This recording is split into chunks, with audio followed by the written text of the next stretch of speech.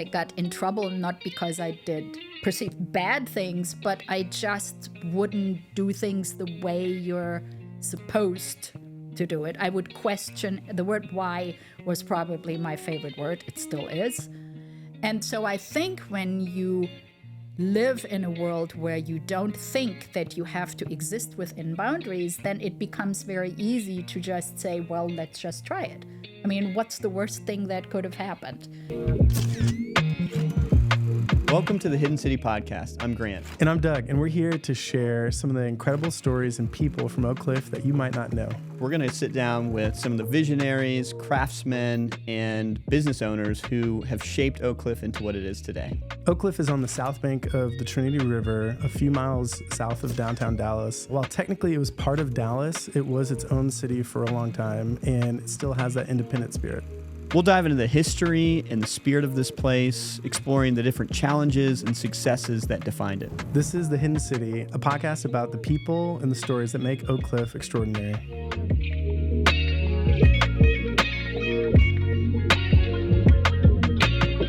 Well, welcome back to this episode of the Hidden City Podcast. We're super excited today to have Bettina Bennett with us.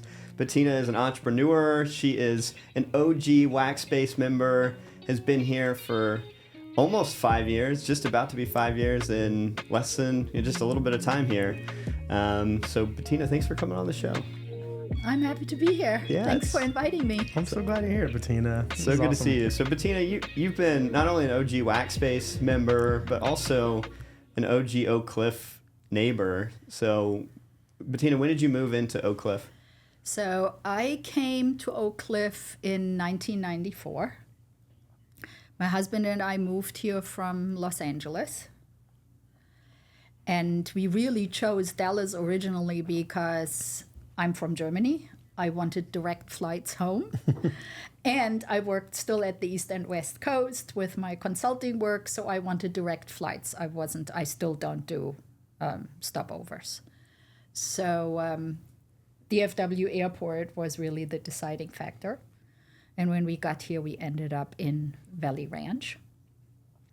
And that was really the first time after being in this country for almost 10 years that I had culture shock because I had never experienced American suburbia. Mm. And I thought it only existed in movies like Edward Scissorhands and The Stepford Wives. And I realized that people actually lived in houses that all looked the same and drove all the same cars, and that I only would be able to identify the house of our friend, which was the only person that I knew here, by her yellow geraniums versus the orange ones or the red ones that her neighbors had. Yeah. And we had a 6-month lease on an apartment, and I told my husband, Steven, that unless he wanted me to go postal at Tom Thumb, we needed to find a different place. And so in those days, there was no internet. I pulled the Dallas Morning News, looked at the classified ads, and found an ad for an industrial building that was partially built out to also serve as living space, and I thought that sounded just perfect. Great. Oh. And so we drove here, and when we got into the neighborhood, we weren't sure if we were going to stop or just drive right by and keep on going. We decided to stop the car and get out and look at the space, and that's when I decided that I had found my new home. Yeah, that's amazing. I just loved it because I've spent most of my life in a very multicultural, very diverse environment. Yeah. And I just loved the vibes. That's amazing. So that was Oak Cliff in the 80s? That was Oak Cliff in 1994. In the 90s. 94. Okay, that's right, 94. Yeah. That's awesome. You decided to stop and look at this house in this area. Yes. And you've been here now for 30 years, coming up in October. How has Oak Cliff changed? Tell us a little bit. A lot. Yeah. When we moved here, the 6 people that we had met in the first 6 months of our existence in this city were absolutely shocked that we wanted to move to Oak Cliff. They told us it was very dangerous, that we better would get armed, and that they did not understand our choice. And I was like, well, I'd rather live there than in suburbia. But it was still very much, there were The junior homeboys basically controlled the neighborhoods. They would walk past our building with their toluene-soaked socks in front of their noses to get high. And at night, there would be graffiti and there would be gunshots regularly on a pretty much daily basis. There was still a pharmacy at the corner of Jefferson and Tyler that sold individual syringes. So it attracted Wow, an interesting clientele. That is wild. I didn't know that. Yeah. But there was also the Fiesta Market, where I was the only gringa going shopping there, that still had live mariachi music or something similar, where you had the feeling you immediately were immersed in a completely different culture. Yeah. There were fabulous taquerias at every street corner that actually did things with meats that regular Americans don't eat, like tongue and all those lovely things. There were the little carts still rolling through with their ice creams and everything else. And we lived on Mexican ice cream for years and years. And we discovered fun things that made the neighborhood, the greasy spoon, like Norma's. You know, there was still the original Tillman's Corner, which has long since gone, with a, you know, really a Michelin star chef who would cook for people that would come in shorts and t-shirt and listen to live jazz on a Friday night or Saturday night. That's amazing. And it was a really cool neighborhood. I always said it felt kind of like being California in the middle of Texas. And I enjoyed that a lot more than living in a homogenous environment. Yeah. So you were here through the 90s, which historically was a really, I think, tough time, trying time for Oak Cliff. And obviously, a lot has changed in Bishop Arts and all parts of Oak Cliff. What were some of the things? What was Bishop Arts like in that area like? So there was no Bishop Arts. Okay. It didn't exist. Bishop Arts really started, I want to say,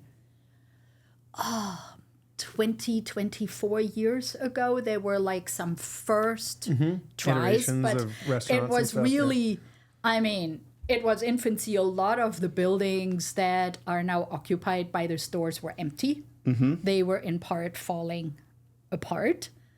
There was 3 or 4 restaurants. That was it. But those were, again, the OG places that were there. It was definitely not an attraction where people would come from all over town. It was very much the people that lived in the neighborhood would go there. And then somebody came up with the brilliant idea to say, if we name this the Bishop Arts District, maybe we can do something with it.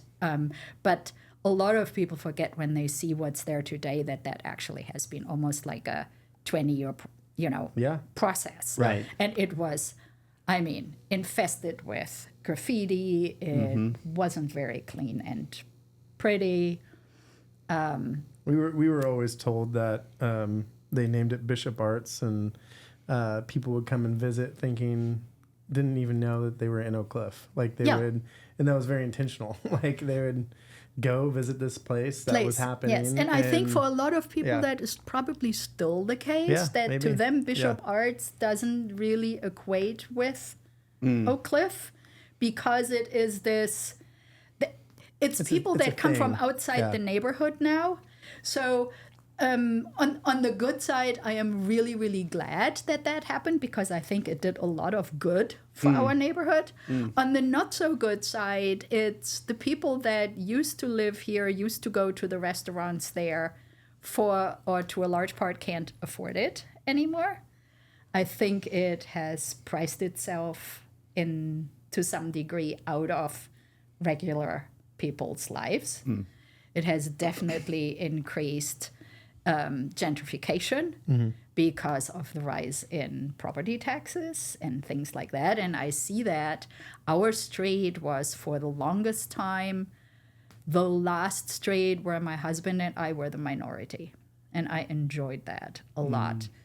And with new construction, a lot of that is also changing. Sure. And part of the attraction for me of the neighborhood was that I could literally have my windows open and listen to mariachi music one moment, and to R&B the next moment, and have people on lowriders cruise through our alley and through our street.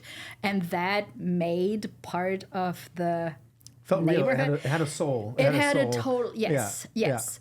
And it were real people. This weren't Instagram moments.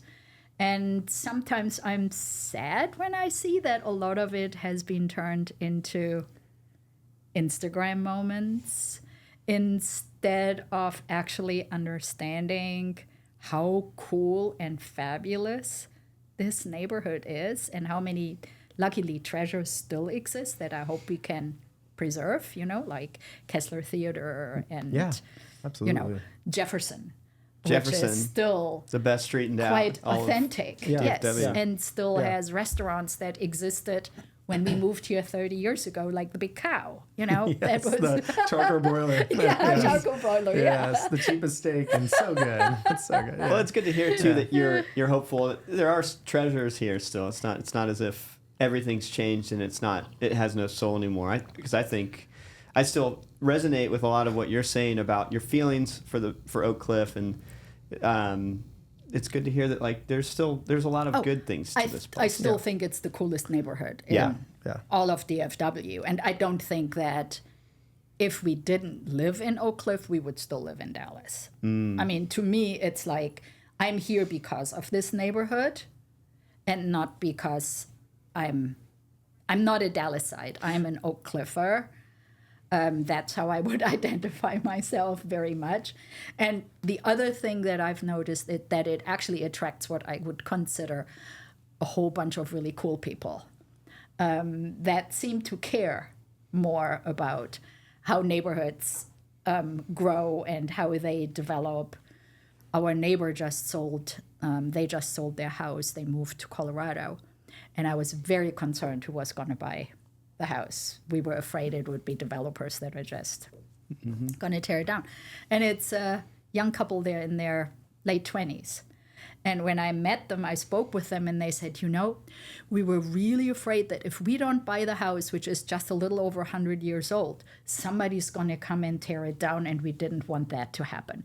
So I was like, that's the kind of attitude that I love of the people that live in this neighborhood. Yeah. Because and it attracts those types of people, because I think we've talked about this a little bit on the show so far, but just how it's hard to fake some of this stuff. Like a little bit, we are, if in a way we feel blessed with some of the buildings that are here, because it still has character, and it hasn't been just like, here's the exact same building, here's this now. Yes. And for whatever reason, leaders before have kept these buildings. And have been able, Tyler Station's one of those examples where it's like, when Monty bought it, he could have raised Leveled it, or it. someone could have raised it and put a whole bunch of apartments and whatever, what they're doing in some other parts. But this is here. And so I think that's like admirable about Oak Cliff and unique. And something else that you were saying a second ago jumped out, where you're just like, I wouldn't be in Dallas if it wasn't for Oak Cliff. I think that's like a sentiment we hear a ton from people, just how much they're drawn to this neighborhood for some of these values and stuff. What are some of those values that kind of pop out besides maybe some of the soul that is already here? I think that diversity is still there, and I love that.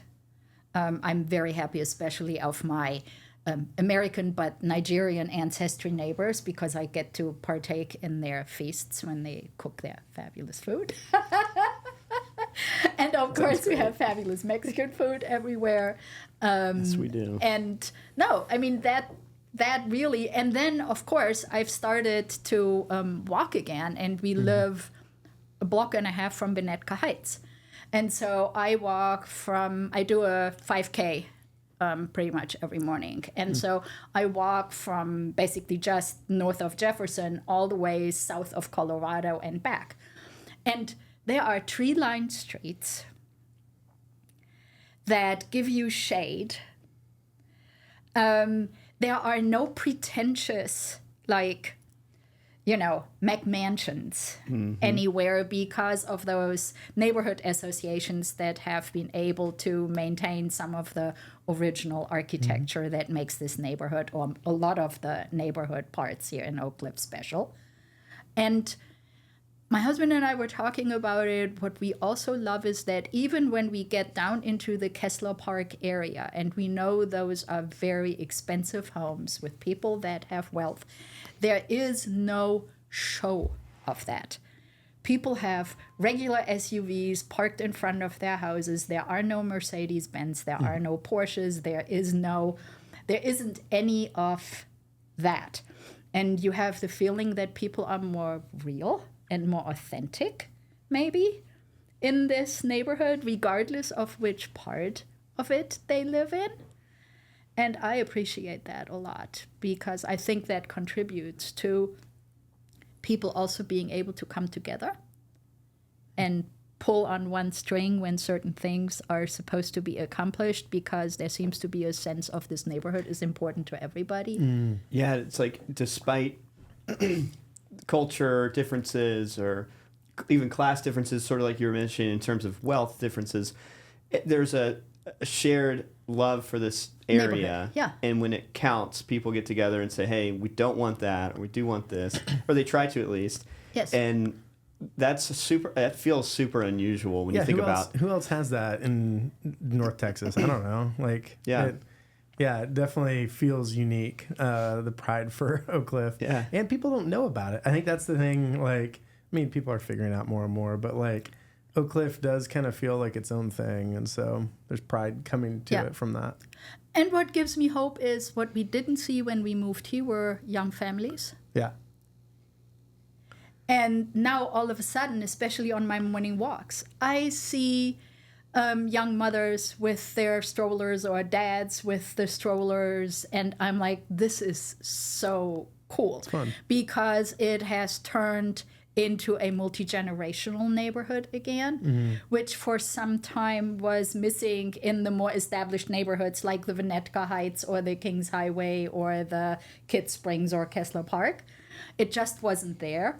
And it seems that it impacts also what's happening in schools, because a lot of times that was an argument. Well, there aren't the schools, but the schools can't do what if there isn't a base that is supporting all of that, and if there isn't sort of a demand. I've heard for the it. same thing. One of our friends, David Spence, who's a developer in the neighborhood too, he has been here for a long time, and he told us he used to, all the neighbors on the street would call him the breeders, him and his wife, because they're the only ones with kids that they knew around, and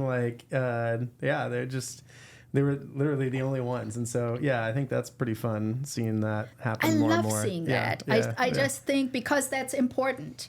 You have to have that multi-generational kind of composition of people in order to also keep innovation there. But it's also nice to have then that older generation. And I sometimes forget that I'm now part of that, because for our new neighbors, we're the old couple next door.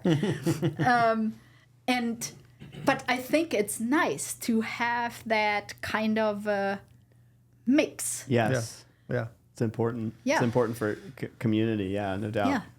So, Bettina, you moved from Germany to the United States. Yes, I did. And did you land in LA first, or where did you first end up? My office was in Munich. Okay. And I landed I was bi-coastal at the beginning very much. So I was a partner with ICM, which is one of the large talent agencies. They had asked me to partner with them to help their clients in Europe, and I had European clients that I wanted to help in the States. And so New York is very important in that universe, and then Los Angeles. But I had my home base for the first 8 years, basically, in Los Angeles. And I'd commute on an almost bi-weekly basis between Munich and Los Angeles. Wow. I think my top year was flying almost 100,000 miles. Oh, my. And there were no miles in those days. Otherwise, I would have been you weren't set for getting the any. rest of my life. You didn't No even get points. status No. or anything. That seems like a But I ripoff. knew everybody. I flew Lufthansa, and Oh, I cool. knew everybody on the cruise. So they Wow. would be nice enough to, give me the occasional bump when Yeah. there was Yeah. an extra seat available or something like that. But I ended up in LA. Yes. Okay, so New York a little bit, and then LA. Yes. And then eventually Oak Cliff. I mean, differences between growing up in Germany, because I presume you were in your maybe early 20s at the time you started traveling the States? Actually, I turned 30 the year I visited LA for the first time and made the decision Okay. that I was Okay. going to start my own company Okay. and no longer work for somebody else, because I was always told that I was kind of unemployable anyway because I didn't have enough respect. And You figured it out. I figured it out, yeah, because I grew up in a somewhat still conservative environment. It's Germany post-World War II. Yeah. And it was still very much male-dominated. Not that that was any different here, but I had the illusion it was.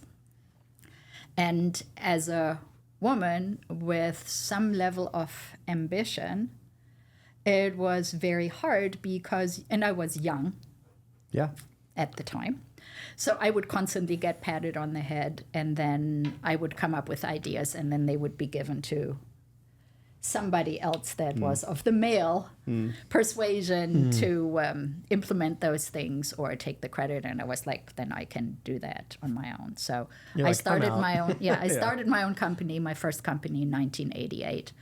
In February and in May, I was approached by ICM, and on June 1st, I also had an office on Wilshire Boulevard. So wow. it was really, I never planned this. Yeah. I'm an accidental sort of Go with the flow. go Yeah. with the flow. I Yeah. ended up here not by plan, but by whatever. And then a couple of years later, I met my now husband, who was a very laid back California dude.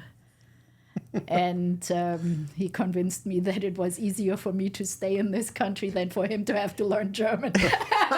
Was that it? Okay. That's pretty much it. And the degree system in Europe is different and much tougher. Yeah, interesting. And so it would have been harder for him to, establish Yeah. himself and whatever. And so I was like, okay, so Make it happen. I'll stay, That's so fun. That's awesome. Well, yeah, I guess growing up in Germany and then now being in Texas for so long, is there anything that is similar in Oak Cliff, or things that you just completely miss too that are off? Okay, I mean, Yeah. I still occasionally miss food. Yeah. Just because, even though it has gotten a little bit easier because there are more places now that actually import stuff, and there are German delis online where I can, get my things, so I can that's still good. make my own comfort food, which I crave occasionally. But there are some fundamental differences more in the way society is structured that I still haven't quite come to grips with. So to me, the idea that everybody doesn't have automatically health insurance is like something I can't wrap my brain around. Yeah. The idea that education all the way through university isn't free is something I can't wrap my brain around. I don't understand it. The lack of public transportation in cities, especially like Dallas, is something I really have a very hard time with, because that's what I grew up with. Yep. I mean, I got a driver's license, but I didn't really need a car. What are you talking about, because- Bettina? We have the Dart. Yeah. It goes everywhere. Yeah. We got a streetcar now. I tried yeah. to be a really good citizen when I Yeah. had my office downtown before we moved our Yeah. office to Wax. And it's by car, it was between 8 and 10 minutes. Yeah. And I thought, okay, I have a bus stop literally, 10 feet from my house. Sure. I can take the bus. 49 minutes. Yeah. That's And I was a like, problem. I don't have an extra 49 minutes in my day Yeah. to go there and to come back Yeah. to use public transportation. Yeah. And that was and still is for me one of those things that I find very frustrating, because I think that it is a great equalizer. Because when you have public transportation, it doesn't matter where you live or where you grow up. If you can get from any neighborhood in any other neighborhood easy, convenient, and affordable, then you have more opportunity and you don't have ghettoized situations. And so for me, public transportation is one of my big pet peeves, but that's just my soapbox. But I those mean, are, I kind of love it. I feel like that's a great vision for Oak Cliff those to are get those better are the at. things that are the biggest difference. Yeah. And then the only other thing that I realized, and I kind of like the American way better in that regard than German. In Germany, if you meet somebody, people will say, "What are you?" Because you actually identify with your profession, because it takes quite a long time to get there. I mean, if you're a carpenter, you actually have to do an apprenticeship, and then you have to get your degree. And if you want to become a master carpenter so you can own your own carpentry store, you have to work with a master carpenter for another couple of years. And so by the time you are a master plumber, a master carpenter, a master electrician, you've probably invested 6 to 8 years of your life. And so that's what you are for the most part. It is starting to become more fluid. When I came to this country, people would say, "What do you do?" And to me, that was the biggest difference kind of in the mindset of people and how they view themselves and how they sort of make a living, because it was about, what do I do? It doesn't have to be my identity.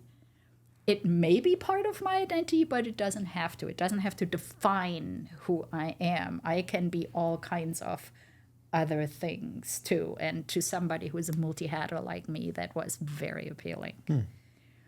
That's fascinating. Yeah, that is. Well, and you said multi-hatter.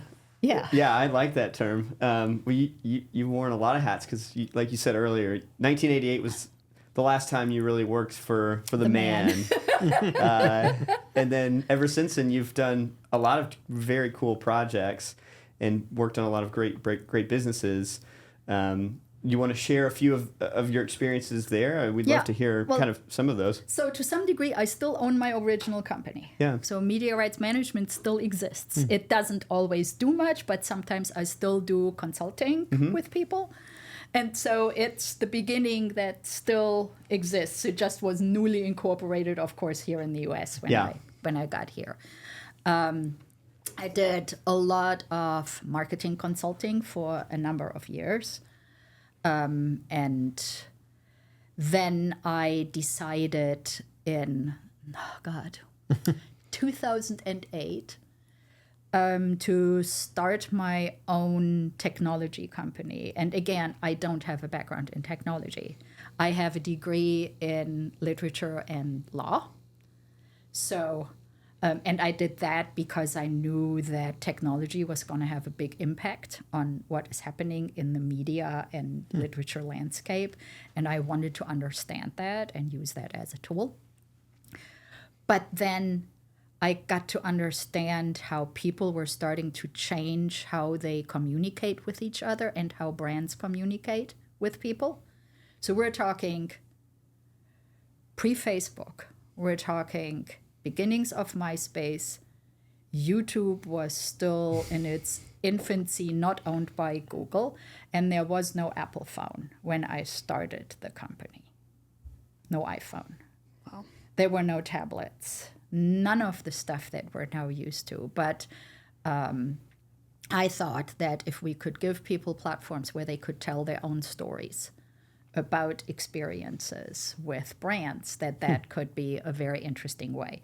And that if you could leverage that to potentially power small town newspapers where you could allow the people that lived in those neighborhoods to become citizen journalists and contribute to it, because they have a hard time staffing with the funds that they have, That's right. enough people, that could be an interesting venture. So that was Witchbox Media. And so I'm also an accidental technologist that knows just enough to be dangerous. Bettina, you started or helped start a Women in Technology conference. Yes. And you mentioned you were kind of a self-made technologist. Yes. Tell us about how that came about and the history of it. Well, so really when I started Witchbox Media, I looked around and there was no other woman that I knew of that was running a technology company or was in technology. And we experienced that too when we would apply for like government programs and government grants where you had to go through major processes and present some more and present some more. And every time we would do that in front of judges panels to go through that process to ultimately make it to Austin, there were only men sitting in the room as judges. And I would afterwards get anonymized comment sheets, and they always liked the presentation, but they were always concerned that I didn't have our male technology officer make the presentation, but that I decided to make the presentation as the CEO. And I was like, okay, some things just have to change. So I got engaged with TechChange, which was the largest sort of technology association for C-level people. So these were all people in leadership. There were, again, maybe a handful of women. It had a chapter in Dallas, Austin, and Houston. And I ended up on the board of the nonprofit and tried to push for 3 years that we should have an event that focused on women in technology and shine some football stadium lights on the ones that were there, which I didn't know if there were. And when I got elected president, I said, this is what I'm doing. And I was told by the board that there was no money because we needed money for the final end of year party at the racetrack. And I went to the Dallas Business Journal and spoke with their publisher, who was a woman. And I said, I have this crazy idea, and you guys are putting on these fabulous events, and you have corporate sponsors. And could I convince you that you open your pocketbook and you pay for everything?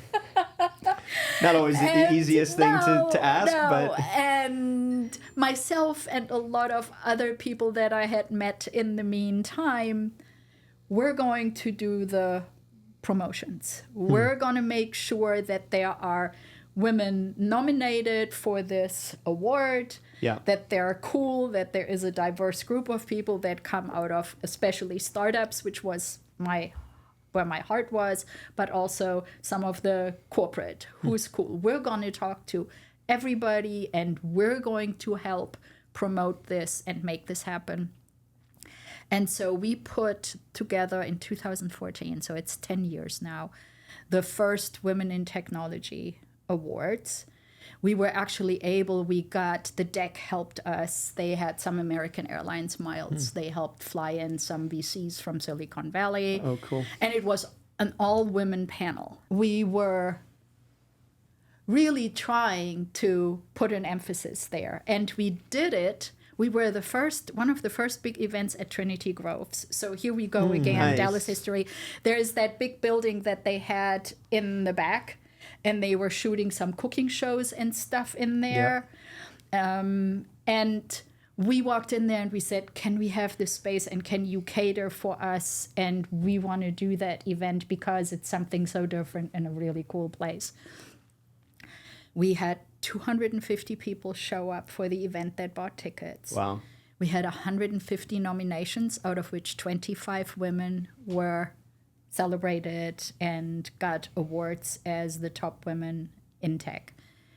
And I got the most amazing messages afterwards through LinkedIn, and I got to talk to people. It almost makes me cry again. With women that would walk up to me and say, I've never been in a space like this where there are more of me. I didn't know there were so many of us. Yeah. And it was one of my most favorite things I've done, just because it really had an impact. And it was great to hear afterwards from the women that it actually impacted their careers, because a light was shone on them.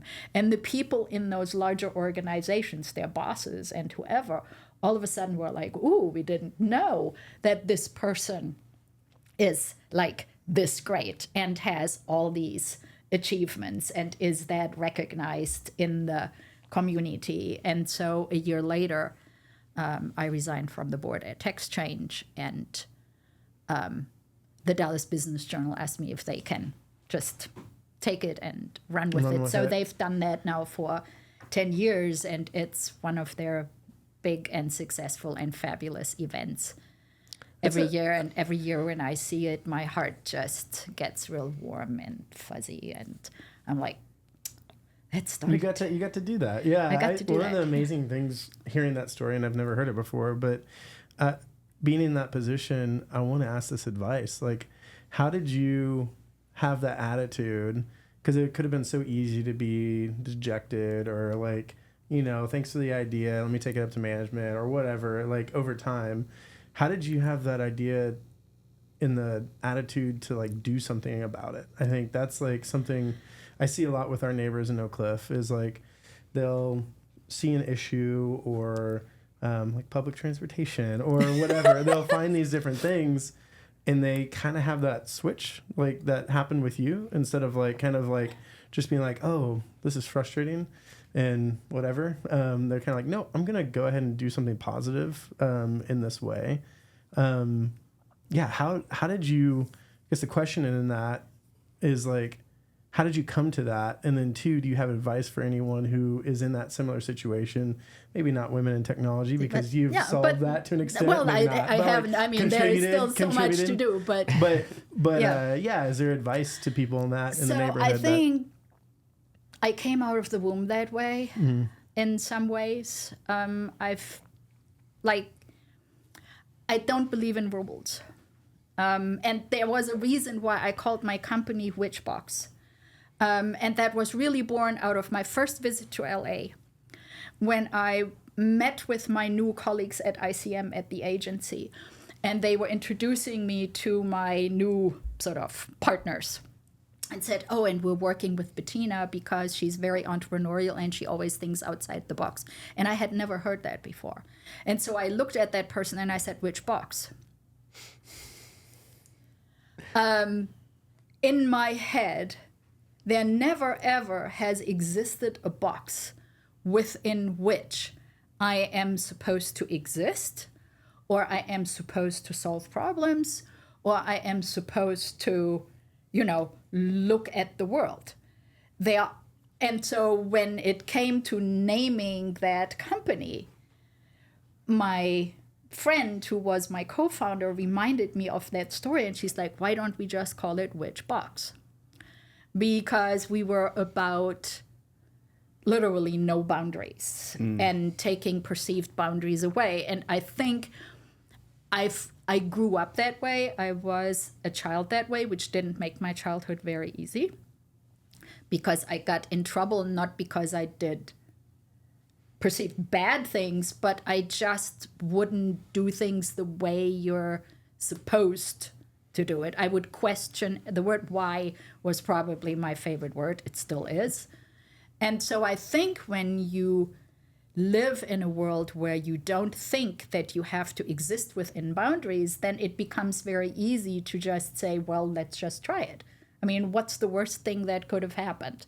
Somebody could have said, no, we're not paying for it. And then I would have said, okay, maybe there is another way, or maybe there is a different way. Not trying is maybe the worst thing. Yeah. To an extent, yeah. So I think that my mindset about everything has, and maybe I just got lucky that I was born that way, but it made my life more complicated, because it's easier when you can conform to some degree. Sure. And you fit in, because then you can live with those guidelines that are created around you, rather than constantly questioning them. But and I think that maybe if I had advice, I would say just ask yourself more often which box. Because I don't think, I mean, in my head, there is no box. Mm-hmm. And there is actually an old folk song in Germany, and it says, "Your thoughts are free. Die Gedanken sind frei." And it was a song that has to do with, even if they jail you, if they stick you into the deepest, darkest hole, what nobody can kind of jail is in my mind, your imagination, your thoughts, your ideas, that's yours, uniquely yours, that nobody can take your sort of dreams from you. They can make it hard for you to achieve them, but you can think anything. You can think anything. And so I guess that's why I would just say, don't be shackled to the idea that you have to do things within parameters that have been set by somebody at some point that get kind of accepted without questioning them. Yeah, questioning things. So it's not always easy, but that would be my advice if I had any. Well, it's amazing advice, I think. And it also, relates to the fact that you, with that mindset of freedom and determining, hey, we should question the status quo, we should question whatever the thing is that we all have kind of accepted. It allows you to lead in ways that, other people may not be ready to yet or have the courage to yet, but it impacts actual reality around you in a way that is undeniable. Like the fact that you created Women in Technology as a conference and it now exists as this thing, a lot of people will be like, well, yeah, it's always been a thing, but you had to have the courage and mindset and vision to say, no, we need to bring this into reality. And so I think about that too in relation to your stories you've told me before of, painting over walls in Oak Cliff in the early days when there was, you were living there and said, hey, I want this sort of environment around me and I can make this happen. Yeah, I think what sometimes holds us back is, and I'm a perfectionist, so sometimes I stand in my own way that way too, is that we think like of things as too big. Instead of breaking them down into little things that we can do. I mean, the littlest things there that I could do was to meet with the publisher and say, hey, can you do that? I mean, that was just a question to ask. Yeah. When we moved to Oak Cliff, the story that you just referred to, because there was still a lot of gang activity, all the streets, all the sides, especially of our building, because we lived in an actual building that used to be a car repair shop. So that's cool. The building was graffitied. Yeah. All the homes, the garages that were in that neighborhood were graffitied. And we talked with the city and they're like, there's nothing we can do about it. And we're like, okay, so we live here, what can we do? And so we bought a little red wagon in one of the yard sales and we got some cheap returned paint at Home Depot and a roller and a paintbrush. And in the morning, we just, walk around with a paintbrush and a cup of coffee and paint over graffiti. And it helped because at some point, other people said, oh, we can do that too. And then we started to talk to the city when we moved catty corner into our little house that we still live in, and said, what can we do about cleaning this up? And they're like, well, we actually have rules and we have regulations. And we're like, well, how about we help you enforce those? So, and then it would be, okay, can we get a used lawnmower that we can give to one of our neighbors who doesn't have the money to buy one so they can mow the weeds? And we can make this neighborhood nicer for all of us. We can make it maybe less dangerous. Maybe it becomes more walkable because we're all looking out for each other more. So it was very much about just small tiny little things that anybody can do. It's a ripple effect. It's a small thing that small. you did, but Yeah. it So I never look at, I mean, there were people that had grand ideas for this neighborhood that have done amazing stuff. Stephen and I have always looked at it more as like, we're like the little ants that do something here and do something there and whatever we can do, It feels so attainable. Just like It's doable. I'm like picturing Bettina with a cup of coffee and a paintbrush, and that's pretty amazing. That you're just like, again, it's that attitude a little bit that I think I find inspiring, where it's like you could look at it and just be like, oh man, I wish this was better, Yeah. like, but you're like, no, maybe you came out, you said the womb that way, where you're like, I'm gonna go ahead and just paint this and take action on some of that stuff. I think that's pretty impressive. Well, and it took some of the incentive away for the graffiti. Sure. Because by the time those guys would wake up, their little landmarks had been removed. It wasn't there anymore. Right. So, and they knew at some point, but what was important to me that you don't do things that alienate the people, because we were new in this neighborhood. We weren't born in this neighborhood. We didn't grow up in this neighborhood. Right. We were newcomers into this neighborhood, and I enjoyed the diversity, and I didn't want to do we're going to call police and we're doing this and we're doing that, Right. which is some of the things that I'm seeing more like sometimes on Nextdoor, where people are like, you knew what neighborhood, didn't you know which neighborhood you were moving into, and Sure. that this is a diverse neighborhood? And that's what makes it special. So how can you, in a very peaceful, very pacifistic way, make small little contributions that don't impact anybody's life in a negative way, don't create more stress for them, because that's very often what happens when you start with a lot of other activities, and still kind of say, okay, I'm doing the little bit that I can to maybe help facilitate a little bit of change. It's caring for your portion of the space. It's sort of, to use a Monty analogy, the tending to your farm.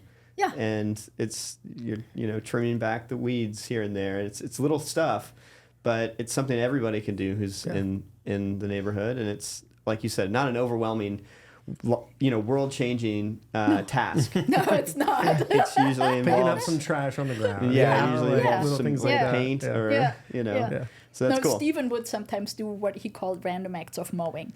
Random acts of mowing. I like that. Some of our neighbors couldn't afford a lawnmower. Sure. And he would just I'm mowing anyway, so he would just go on down That the is street. awesome. That is awesome. Just go up and down the street. That's amazing. Yeah, we had neighbors that were disabled or that were too old and couldn't do That's it. a really beautiful thing And, to do for them. It's a little thing, and Yeah. it gave him satisfaction that he had accomplished something, and they were happy because it was done, and they wouldn't get tickets from the city. Right. And, but it's little things. That's cool. I love that. Love that mentality, Bettina. That's good stuff.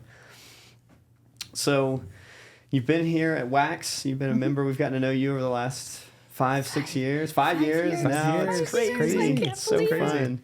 We've always just loved awesome. your involvement in all the things that we do here too, with Texas Talks and all the events. Doug, what else? What else are we up to around here? We were talking earlier. I was just, I love, Bettina, you were talking about earlier, even just education being such a value of yours. And you said you had a degree in literature? That's amazing. Yeah, I have a double master's in law and literature. Yeah, that's amazing. One of the things we do here is Texas Talks. Once a month, we have leaders come up and speak and kind of share their story. And Grant and I always see Bettina in the seats, coming in and listening to these stories. I and love your Texas Talks. yeah. I think they're so cool because in some regard it feels kind of random who ends up there, and I love randomness. It's random. Yeah. No, because it's okay, who's available and who has an interesting story. Bingo. Yes. And so it's kind of like an Easter egg Yeah, that you get. totally. Totally, I like that. At least that's what it is for me. That's why I hardly ever miss any, because it may also be a topic that I've never thought about. Yeah. There were a couple of them where I'm like, interesting. Yeah. You know, why would I want to listen to that? I don't know yet, but I'm going to go and I'm going to listen to it. I and love it. maybe I even, get inspired to ask the one or the other question because it got some, Something going. wheels churning. Yeah. So I really like it. And what I like about it too is that what you've done with Workspace is that at those events, people that may not be members here also come from the neighborhood. It very much feels like, depending on what the topics are, people are coming from the outside and look at this as a place or a space or an event where they can nourish community in some ways or exchange ideas and information and learn about stuff that is interesting. And it seems like the audience changes from topic to topic. And I find that super interesting. To me, that's just really cool to see okay, who is sitting in the room today and who are the people that are interested in this. Well, we love that you're there. I think that's one of the things about Oak Cliff too, that just the fact that you love that kind of thing, and I think other neighbors do as well. It makes this place unique where we get to kind of jump in and engage with different topics like urban planning or, graphic design for teas or whatever, starting a chicken place. Or a chicken, yes, all that. Yeah, bodega, yes, Skies Talk. Or it's pretty... Coco Andre. Oh, yes. Yeah, I remember you sharing that story with us too, where you used to get chocolates. Yeah, I used to get chocolates from her all the time when I would fly to San Francisco to my meetings with HP, which was one of our clients at the time. And I was like, what can I bring that is uniquely from my neighborhood? And as a good German, you wanted chocolate. Of course I wanted chocolate. Even though the Swiss probably would fight me for that spot. Yeah, no. But I grew up with this idea that when you go somewhere, you bring a present. You never go empty-handed to somebody's house or to, something. So as kids, we looked forward to that very much because when my parents had guests at home, there would be candy and chocolate. You knew something good was for coming. The kids was coming too. They weren't just going to bring a bottle of wine for my parents. Oh, how fun. That's very cool. I like that. I wanted something that represented the spirit of this neighborhood because to me, Oak Cliff was Dallas. And so that was always easy because I was like, everybody loves chocolate. Yeah. And then it became the Macrons from you had her too from Joy. Yes, Joy. And I would do that because I'm gluten intolerant, as I found out 10 years ago. So I wanted something that if somebody was in the same situation where I hadn't thought about it before, and again, it was from this neighborhood. And I think that's one of the things I really like is that you can almost get anything fabulous that you're looking for in this neighborhood and almost within, walking distance. Yeah, you're so right. There's so many crafts-oriented people here with coffee and bread and... Beer. Yeah, beer and beer. We got beer too. We got it all. It's pretty good. You don't ever have to leave Oak Cliff. It's really cool. Yeah. And I think one of the things that I still love is that we do not have any of these big chains in this neighborhood. Yeah. That is one of my favorite things. I love that we don't go to Starbucks for a cup of coffee, but that we go to, Oak Cliff Coffee Roaster, or we go to Ola. Yeah. And I just went for the first time to that fabulous place on, on Elmwood? Slow and Steady. Slow and Steady. Yes. Oh, amazing. what a cool place. 3 blocks from here. Yeah. That's crazy. And I was like, oh my God, this is so cool because I watched them on Instagram as they were going through their trials and tribulations with permits and this and that. And I was like, oh my God, those poor guys.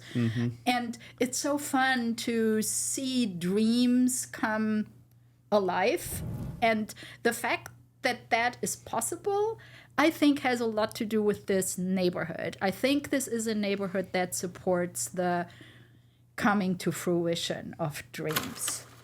And they don't have to be giant dreams. They can be the small dreams. I want to own my own chocolate place, or I want to be my own coffee roaster, or I want to bake my own bread.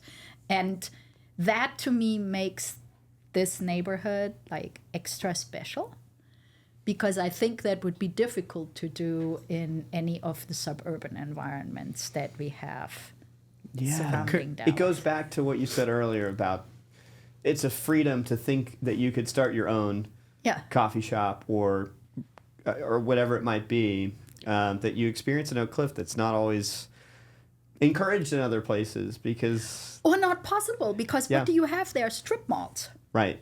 Yeah. And then you have to fit something very unique and different into a really very homogeneous structure, into a box. Mm-hmm. And which box? Oak Come on. Cliff kind of has fewer boxes. Yeah. No, I love it. And I think, it's part of the identity of this neighborhood is champion those small, or large, whatever that dream size is a little bit, but those makers and craftsmen. And so, Bettina, But it's also the willingness of the people that live in this neighborhood to support that. Yes, 100%. I think it takes both, because you can have as many dreams as you want to. If you don't have people around you that are saying, I'm willing to support you, I'm willing to come to your coffee shop and buy my coffee here, then it can't happen. So I think the fact that these two things come together is what makes it special. Love it. Well, Bettina, thank you so much for being on the show. Welcome. I feel like that's such an amazing note to end on. It is. I can't think of a better way to end this episode. So thanks for being here, Bettina. You're welcome. Thanks for being our friend and being our neighbor. So have a good, that's it. All right. I said have a good rest of the day. We hope you all have a great rest of your day, too. Have a good rest of your day. All right. Awesome. Okay. Thanks, Bettina. Oh, you're welcome. This was fun. Hey, thanks for tuning in to this episode of The Hidden City. We hope you discovered something about Oak Cliff that you didn't know. If you enjoyed the show, I hope you subscribe to it on YouTube and then follow us on any of the podcasting platforms. Also, if you enjoyed it, please share with a friend. And thanks so much for tuning in.